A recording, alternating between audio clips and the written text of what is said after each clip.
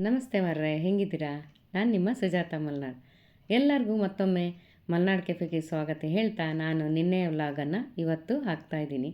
ನಿನ್ನೆ ಗೊತ್ತಿತ್ತಲ್ಲ ಹಬ್ಬದ ಸ್ವಲ್ಪ ಗಡಿಬಿಡಿಲಿತ್ತು, ಹಾಗಾಗಿ ಹಾಕೋಕ್ಕಾಗಿಲ್ಲ. ಅದಕ್ಕೆ ಇವತ್ತು ಅಪ್ಲೋಡ್ ಮಾಡ್ತಾ ಇದ್ದೀನಿ.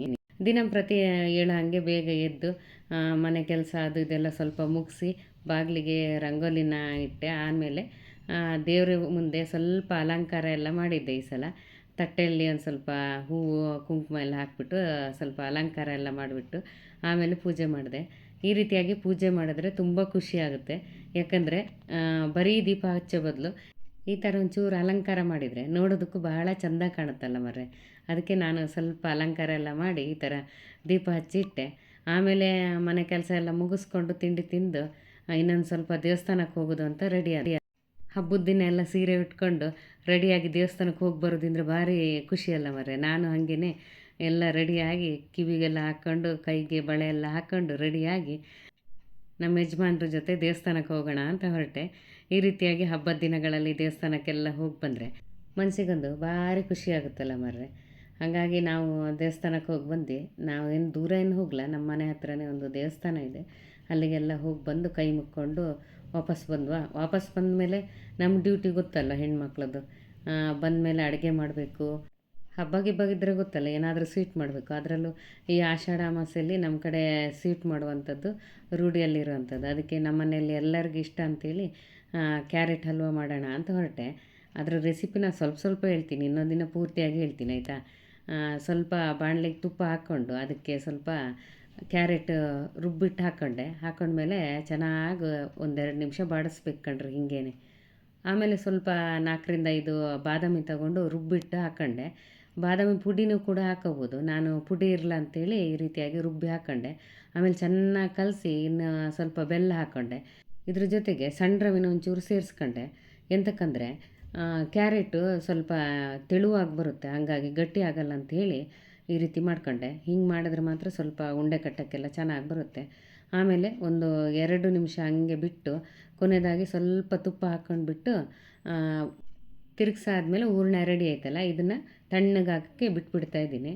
ಆಮೇಲೆ ಎಂತ ಮಾಡಿದೆ ಅಂದರೆ ಕಣ್ಕನ್ನು ಸ್ವಲ್ಪ ನೆನೆಸಿಟ್ಟಿದ್ದೆ. ಇದಕ್ಕೆ ಸ್ವಲ್ಪ ಮೈದಾ ಚೂರು ಚಿರೋಟಿ ರವೆ ಹಾಕ್ಕೊಂಡಿದ್ದೆ. ಬರೀ ಮೈದಾದಲ್ಲೂ ಕೂಡ ಮಾಡ್ಬೋದು ಇದು. ಆಮೇಲೆ ನೆನೆಸಿಟ್ಟು ಒಂದು 2 ಗಂಟೆ ಟೈಮ್ ಆದರೂ ಚೆನ್ನಾಗಿ ನೆನೆಯೋಕ್ಕೆ ಬಿಡಬೇಕು. ಆಮೇಲೆ ನೆಂದಾದ್ಮೇಲೆ ಈ ರೀತಿಯಾಗಿ ಸ್ವಲ್ಪ ಕಣ್ಕ ತೊಗೊಂಬಿಟ್ಟು ತಟ್ಟಿಬಿಟ್ಟು ಆಮೇಲೆ ಹೂರಣನ ನಾವು ಮಾಮೂಲಿ ಬೇಳೆ ಹೋಳಿಗೆ ಅದೆಲ್ಲ ಮಾಡ್ತೀವಲ್ಲ ಹಾಗೇ ಮಾಡೋದು ಮರ್ರೆ. ಏನು ವ್ಯತ್ಯಾಸ ಇಲ್ಲ ನೋಡಿ. ಈ ರೀತಿಯಾಗಿ ಹಾಕ್ಕೊಂಡಾದ್ರ ಮೇಲೆ ನಾನಿಲ್ಲಿ ಲಟ್ಟಿಸ್ಬಿಟ್ಟು ಮಾಡ್ತಾಯಿದ್ದೀನಿ. ನಿಮಗೆ ಲಟ್ಟಿಸ್ಬಿಟ್ಟು ಮಾಡೋದು ಇಷ್ಟ ಇಲ್ಲ ಅಂದರೆ ಎಣ್ಣೆ ಹಾಕ್ಕೊಂಡು ಹಾಗೇ ಮಾಡ್ಬೋದು, ಎಣ್ಣೆನೋ ತುಪ್ಪನ ಹಾಕ್ಕೊಂಡು ಆ ರೀತಿಯೂ ಮಾಡ್ಕೋಬೋದು. ನನಗೆ ಈ ಥರ ಲಟ್ಟಿಸ್ ಮಾಡಿದ ಹೋಳಿಗೆ ತುಂಬಾ ಇಷ್ಟ, ಎಣ್ಣೆ ಅಂಶ ಜಾಸ್ತಿ ಇರಲ್ಲಲ್ಲ ಅದಕ್ಕೋಸ್ಕರ ಇಷ್ಟ. ಹಾಗಾಗಿ ಹೀಗೆ ಲಟ್ಟಿಸ್ಬಿಟ್ಟು ಹಾಕ್ಕೊಳ್ತಾ ಇದ್ದೀನಿ. ನೋಡಿ ಎಷ್ಟು ಚೆನ್ನಾಗಿ ಬಂದಿದೆ ಹೋಳಿಗೆ ಅಂಥೇಳಿ.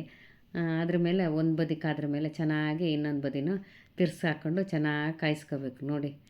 ಅಂತೂ ಇಂತೂ ಎಲ್ಲ ಕಾಯಿಸ್ಕೊಂಡು ಹೋಳಿಗೆ ರೆಡಿ ಆಯ್ತು ನೋಡಿ ಮರ್ರೆ. ಎಷ್ಟು ಚೆನ್ನಾಗಿ ಬಂದಿತ್ತು ಹೋಳಿಗೆ ಅಂಥೇಳಿ.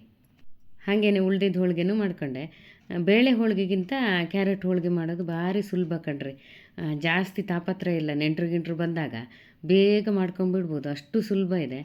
ನೀವು ಮನೇಲಿ ಒಂದು ಸಲ ಮಾಡಿ ಆಯಿತಾ. ಇನ್ನೊಂದು ಸಲ ರೆಸಿಪಿನ ಪೂರ್ತಿಯಾಗಿ ವೀಡಿಯೋ ಮಾಡಿ ಹಾಕೊಳ್ತೀನಿ ನೋಡಿ. ಎಷ್ಟು ಚೆನ್ನಾಗಿ ಬಂದಿತ್ತು ಹೋಳಿಗೆ ಅಂದರೆ ನಮ್ಮ ಮನೇಲಿ ಎಲ್ಲರಿಗೂ ಇಷ್ಟ ಆಯಿತು ನೋಡಿ. ಈಗ ಹೋಳಿಗೆ ಎಲ್ಲ ರೆಡಿ ಮಾಡಿ ಇಟ್ಕೊಂಡೆ, ಹಾಗೆ ಅಡುಗೆನೂ ಕೂಡ ಮಾಡಿ ಇಟ್ಕೊಂಡೆ. ಅದರಲ್ಲಿ ಒಂದು ಹೋಳಿಗೆ ನಗು ಬಂದಿದೆ ಅಂತ ಗೊತ್ತಾ.